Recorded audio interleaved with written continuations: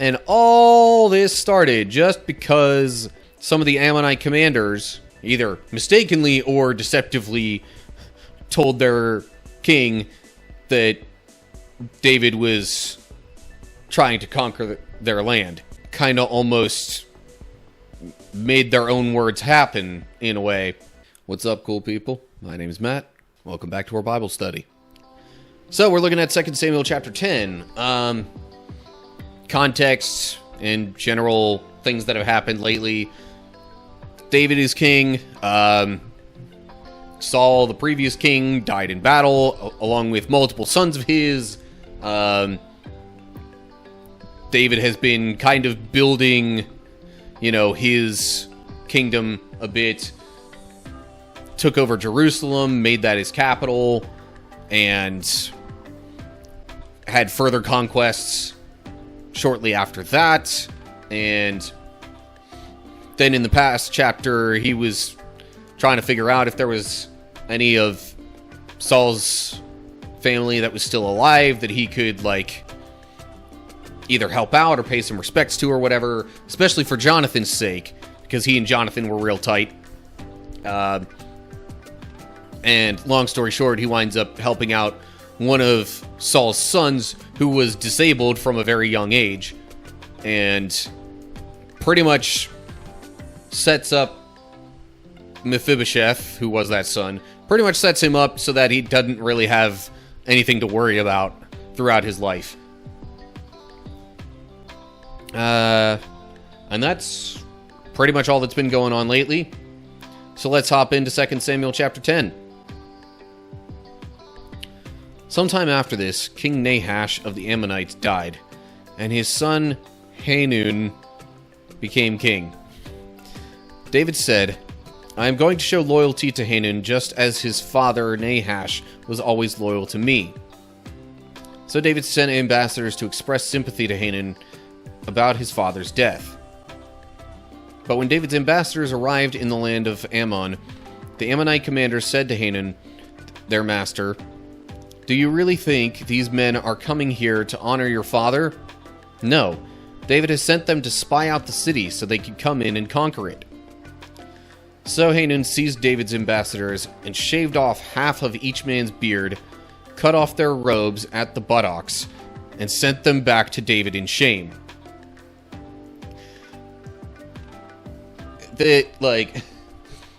Awfully presumptive of these commanders. Also, footnote there, or some sort of note at King Nahash, as in parallel text, 1 Chronicles 19:1, Hebrew just reads the king of the Ammonites.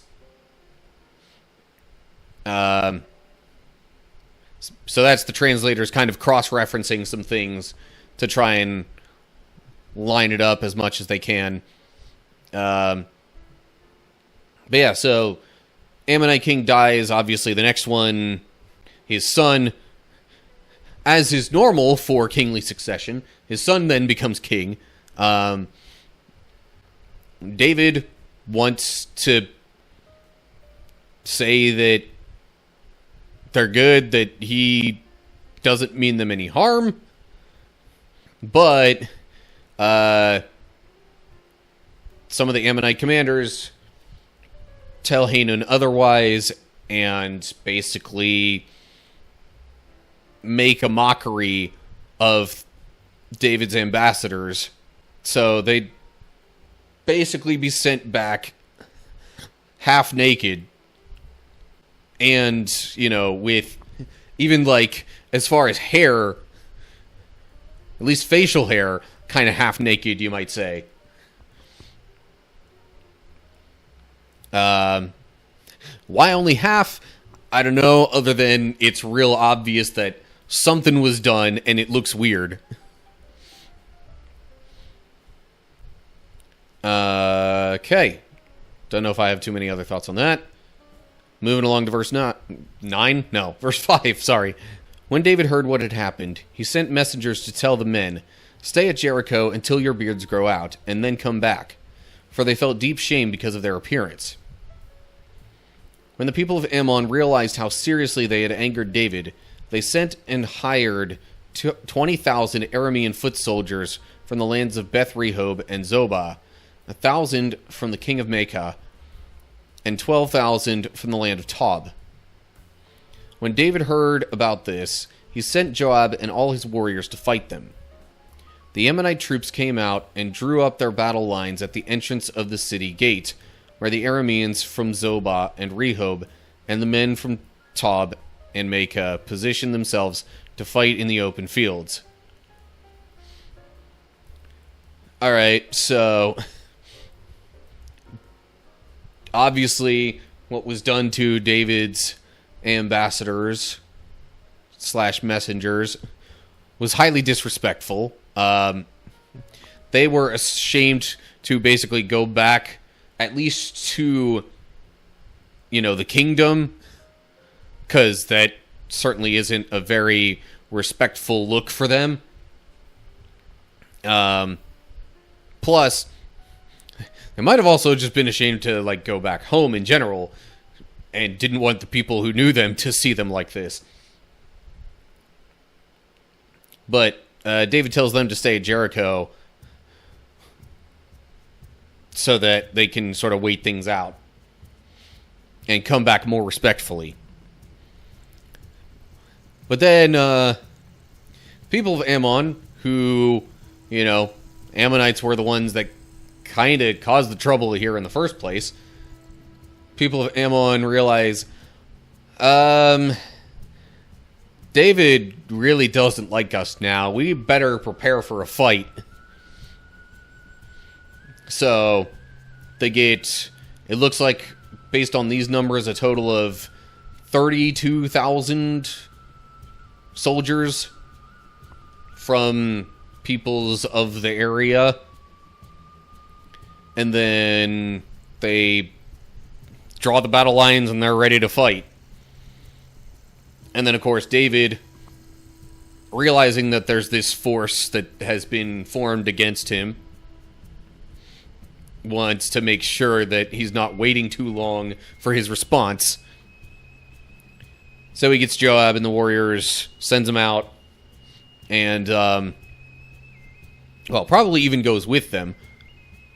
That was kind of the standard, at least, that he normally followed, and was common for the kings of the time. So anyway, he gets people ready to fight likewise.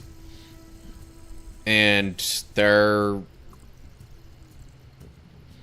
I guess, battle seems imminent. Then we get to verse 9. When Joab saw that he would have to fight on both the front and the rear, he chose some of Israel's elite troops and placed them under his personal command to fight the Arameans in the fields. He left the rest of the army under the command of his brother Abishai, who was to attack the Ammonites. If the Arameans are too strong for me, then come over and help me, Joab told his brother. And if the Ammonites are too strong for you, I will come and help you. Be courageous. Let us fight bravely for our people and the cities of our God. May the Lord's will be done. Alright, so there's just kind of the preparations. So it seems like they're being attacked, on two sides. You got the Ammonites on the one side, and then the Arameans on the other side. Which it doesn't... that was the largest group of the opposing soldiers. Then there are these other 13,000 that probably would have been... So you got at least 13,000 on one side, at least 20,000 on the other, it seems. And Joab's plan is to split them up and try and fend them off as much as they can. And if anything goes too poorly on one side or the other, then they'll come and reinforce. And then, of course, gives, sort of a final encouragement. Then we get to verse 13.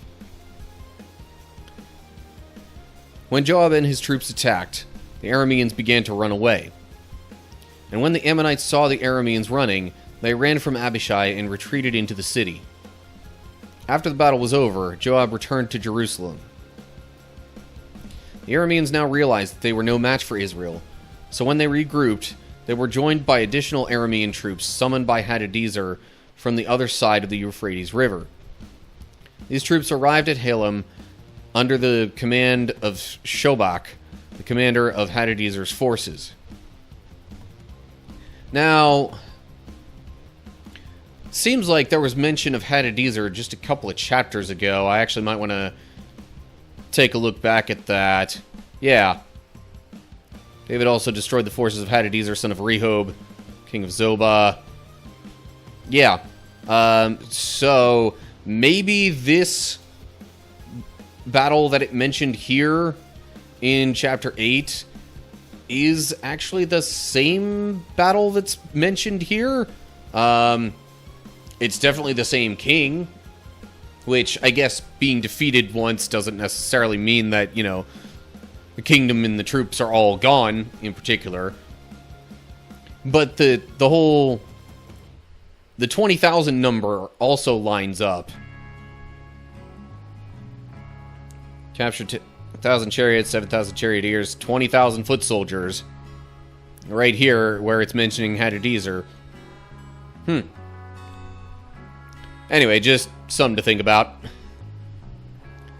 It's not necessarily everything in the Bible being told in, like, chronological order. And I guess chapter 6 had been sort of about establishing Jerusalem as the capital and things building and expanding. So maybe now it makes sense to get into a little more detail about the battles, whereas before it was just like, hey, here's more of the expansion that's going on. Little note here where it says Euphrates River. Hebrew just says the river, but that was like the main river in the area, at least at the time.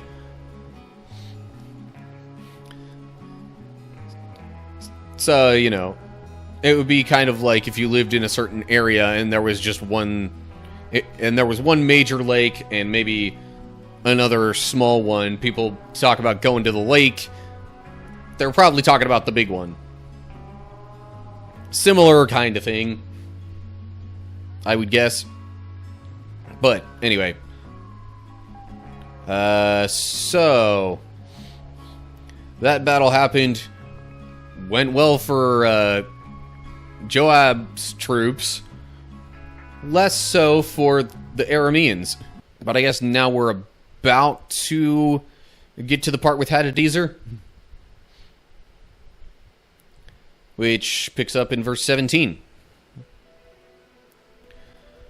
When David heard what was happening, he mobilized all Israel, crossed the Jordan River, and led the army to Hillam. The Arameans positioned themselves in battle formation and fought against David. But again, the Arameans fled from the Israelites. This time David's forces killed 700 charioteers and 40,000 foot soldiers, including Shobach, the commander of their army. When all the kings allied with Hadadezer saw that they had been defeated by Israel, they surrendered to Israel and became their subjects. After that, the Arameans were afraid to help the Ammonites. So, still didn't turn out very well for the opposition. But these numbers don't quite match up with the earlier battle mentioned, so might be a different one just with the same king involved. In any case, seemingly pretty significant victory for David and Israel as a whole, considering there were multiple other kings and people coming together to fight against them. And all this started just because some of the Ammonite commanders either mistook or deceptively, either mistakenly or deceptively told their king that David was trying to conquer their land. Kind of almost made their own words happen, in a way. Note there at 40,000 foot soldiers, that's how the Greek reads. Hebrew reads charioteers rather than foot soldiers. That would be an even more significant thing, but it says charioteers here. So, doesn't really make a whole lot of sense. Unless that one would have read like chariots and charioteers. I don't know. In any case, still lots of the enemy forces killed in battle. And with that big of a blow, then the other kings are just like, all right, we're not winning here. Let's just, we'll surrender, and whatever we got to do, we'll just, like, clearly he's got the power here, so we're at his mercy in a way. So yeah, that's all I got for 2 Samuel chapter 10, I suppose. Alright, so long story short, more military victories for David. Not too much else going on there. And it doesn't say how many troops that Israel had here. It only mentions the number of the opposition, which was quite a few. So, like, it's not likely that Israel had overwhelming numbers compared to their opposition here. If they did, I doubt their enemies would have bothered with attacking them. Just saying. And or I doubt they would have thought that many troops would have been enough to fight them. So yeah, anyway. As always, like and share if you enjoyed the video, subscribe to the channel, and click the bell if you're on YouTube to get updates when I post new videos. If you're seeing this anywhere else, give me a follow or whatever you got to do there. Look down look down in the description for info on social media pages and links to find and follow those.